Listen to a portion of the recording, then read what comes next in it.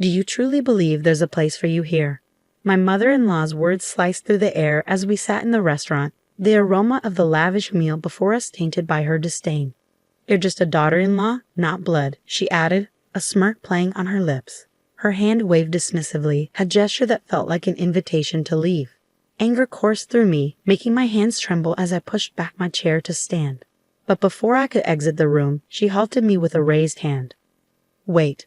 What about the bill? If you're leaving early, leave the money, she demanded, a smug expression on her face. I met her gaze with a defiant smile. Why would I pay for a stranger's bill? I retorted, my name is Maya, a 29-year-old office worker. My husband Tyrell and I were content in our relationship, except for one persistent problem, my overbearing mother-in-law. Living in close proximity to her, she invaded our lives, criticizing my cooking and homemaking skills. Uninvited, she'd barge in, pointing out every flaw, all while pretending to be a concerned mother. When I complained to Tyrell, he didn't believe me. In his eyes, his mother was just a loving parent, blind to her manipulations. As time passed, her intrusions grew worse. Armed with a key my husband had given her, she'd enter our home, criticizing and complaining about everything. She even tarnished my reputation with the neighbors, spreading lies about me. I pleaded with Tyrell to move away, but he remained indifferent, busy with work. Then, a turning point arrived. His successful project led to a promotion and a significant salary increase. Seizing the opportunity, I suggested expanding our family. Now that our income has grown, perhaps it's time to think about having children. I proposed, hoping that this positive change might finally open his eyes to the toxic presence of his mother. I thought it was a good idea, but if we're considering having children, I prefer to live in a more child-friendly town. There are very few child care centers here, and there are no parks for children to play in. Isn't it time for us to move? Finally, my husband gave a positive response about moving, and I was happier about this than the news of his promotion. However, that feeling didn't last long. The next day, my mother-in-law came over as usual without any notice. I was fed up, assuming she had come to nag again, but something seemed different this time. I've decided to celebrate my son's promotion, so I've reserved a restaurant. It's a very expensive place, but it's elegant. The food is top-notch, and the staff's attitude is wonderful. It has a great word-of-mouth reputation, she said, inviting me to join. That's nice. Good for you, I replied, trying to be polite, although I was as unfriendly as ever. Well, never mind. I want you to come to this restaurant too. Please come. I'll check my schedule, but it's probably impossible, I added. Don't say that. We'll be waiting for you, she insisted. Even though I answered that way, she just smirked and left. Until now, she had been excluding me, but now she was inviting me and saying she'd wait. There must be something going on. When I asked my husband when he got home, he said he had already told his mother that we would go together. She had reserved that restaurant for us, and he was looking forward to it. You feel the same way, don't you, Maya? He asked. Sorry, but I'm not looking forward to it. I don't know how much money it will cost at such an expensive place. I don't want to go. Just say I have urgent business and enjoy yourself. I replied, feeling apprehensive about the situation. Why are you thinking so negatively? Besides, it's not just us going to the restaurant. My brothers are bringing their wives too. It would be bad if you didn't come with the whole family, my husband insisted, excited about going to a fancy restaurant for the first time. Even though I didn't want to, I felt compelled to comply. My words no longer reached my husband. If he believed my mother-in-law more than me, I decided to record her harassment with a voice recorder I bought online. She was probably planning to harass me at the celebration too. I would record her voice and play it for my husband. If he still defended her, I would divorce him. With that decision, I felt a bit better. Still, the day to meet my mother-in-law at the restaurant was depressing, and I kept sighing. I hardly knew my husband's brothers, having only met them at the wedding, and I had no memory of talking to their wives beyond greetings. When we arrived at the restaurant, the waiter led us to a large room where my mother-in-law, the other son, and his wife, and the third son and his wife were already seated. The lavish spread was already adorning the table, with just one vacant seat. My husband, puzzled, tilted his head in confusion. Did the waiter make a mistake with the number of suits? He wondered aloud. I'll go ask. Everyone start eating, he said, leaving the room. The moment he stepped out, my mother-in-law stood up, her expression twisted into a sneer. There's no seat for you. Why should I invite a stranger who just married my son to a family celebration? She said, her tone dripping with disdain. So I'll give you a choice. Show your sincerity and be accepted as family, or leave and never show your face to me again. Choose now. I'm leaving, I answered without hesitation. Mother-in-law was momentarily flustered. Did she think I would beg her to recognize me as family in this situation? No way. Listen to the end. If you pay the entire bill here, I'll recognize you as Terrell's wife. You must be frustrated being treated as a stranger, so pay up and become family, she demanded. I told you I'm leaving. Why should I pay for someone else's family's bill? I retorted, turning my back on her. Mother-in-law slammed the table and shouted, Don't you get it? I'm offering to make you family. Are you okay with being a stranger? Pay up. No, I'm fine being a stranger. Since I'm a stranger, I won't pay for your meal. Goodbye. Mother-in-law chased after me, but by the time she reached the entrance of the room from the farthest seat, I was already at the exit of the restaurant. When I got home, thinking I'd email my husband, he returned within 10 minutes. The waiter said the reservation number wasn't wrong, and my mom was causing a scene. I heard the situation from my brother. I'm sorry for making you feel bad. You managed to come back quickly, he said. It seemed like my declaration that I was fine being a stranger had also stirred something in the eldest son's wife and the third son's wife.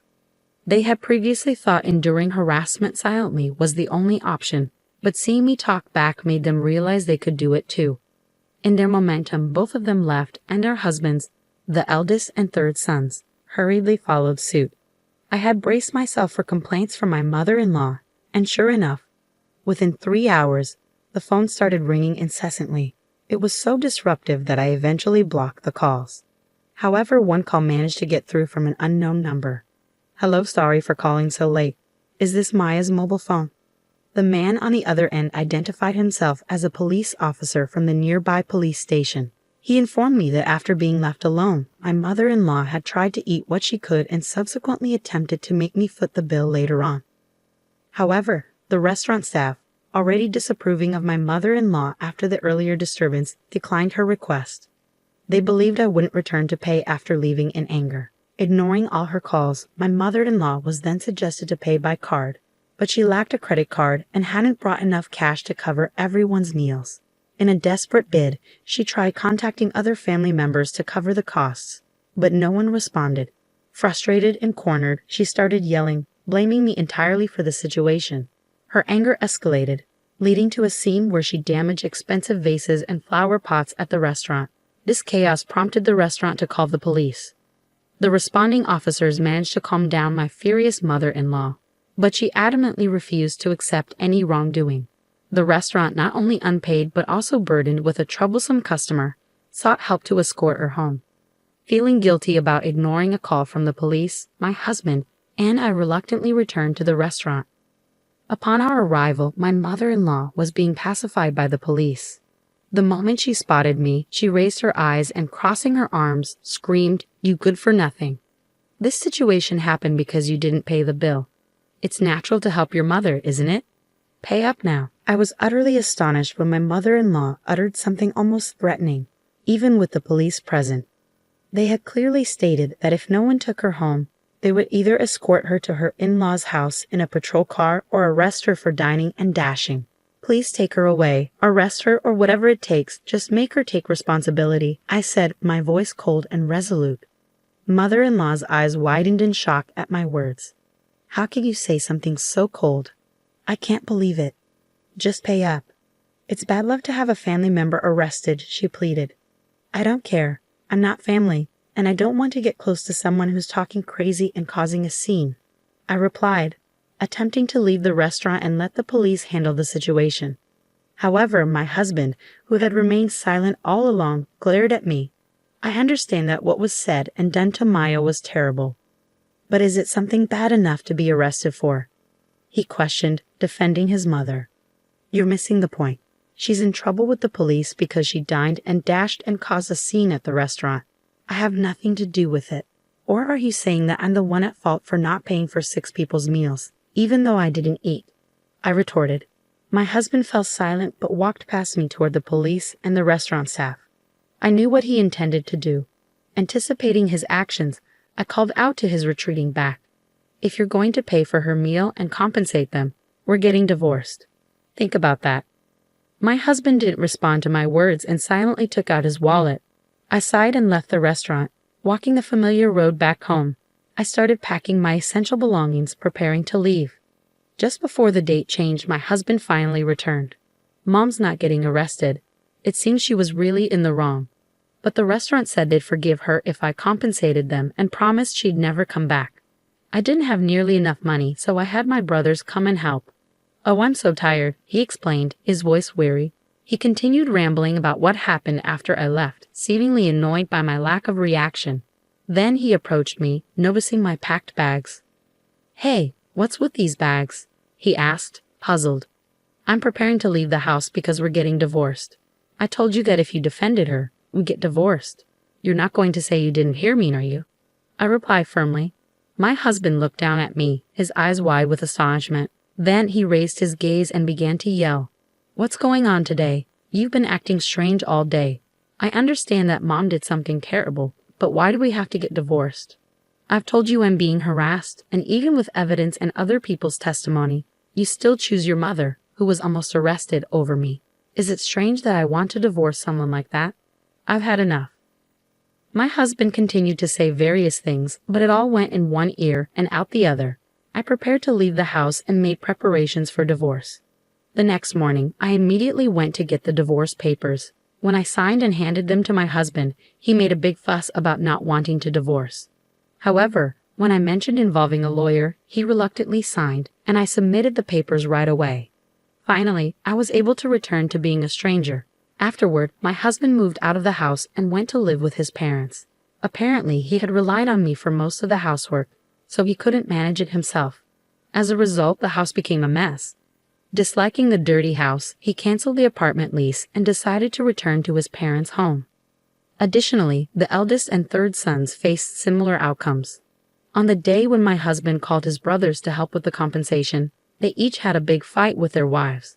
The wives protested that they didn't want to pay for something that was their mother's fault, but the brothers used their savings to assist their mother without consulting them. Moreover, the brothers believed mother-in-law's words, thinking they might get arrested because of their unreasonable wives. Their love cooled at the sight of them belittling me, and they were immediately confronted with the prospect of divorce. Both of them returned to their parents' homes, refusing to do housework. In the end, mother-in-law and her 3 childlike brothers also returned to the in-laws' house. Thanks to this situation, they became a subject of mockery among the neighbors, who spread the word that all the brothers were abandoned by their wives. Mother-in-law dismissed these rumors as nonsense, passionately defending her sons and blaming us wives for their failures. The husbands, hearing the story, smugly nodded, convinced that divorcing them was the right decision. However, my relationship with the neighbors remained decent, and nobody believed these tales. They were aware of mother-in-law's nasty personality and kept their distance, quietly laughing at her. Mother-in-law became known as a failed mother who couldn't educate her sons, while the husbands gained a reputation in the neighborhood as mama's boys who defended their mother instead of protecting their wives. Despite the furious attempts of mother-in-law and the husbands to contact me, I had changed all my contact information and moved to a new house. In the end, they couldn't find us, and they lived their lives constantly complaining. Since I'm no longer involved with mother-in-law and the others, my days have become enjoyable. Being free from the stress of dealing with her is a significant relief, and making new friends has also been wonderful. In fact, during the divorce process, I bonded with the ex-wives of the eldest and third sons over our shared grievances about mother-in-law. Now, we often go out for meals and enjoy shopping on weekends. In giving me such wonderful friends, I might even have to thank my ex-husband. The day after tomorrow, we're all planning to visit a new cafe. From now on, we can do what we want. It might sound obvious, but it feels more liberating than ever before. I want to lead my own life without getting involved with such toxic people, and I am genuinely grateful for the friendships I've found. I believe I would still be living alone if it weren't for them. The reason I'm not lonely now and the reason I can live happily is all thanks to them. I'm truly thankful, and I hope this relationship continues forever.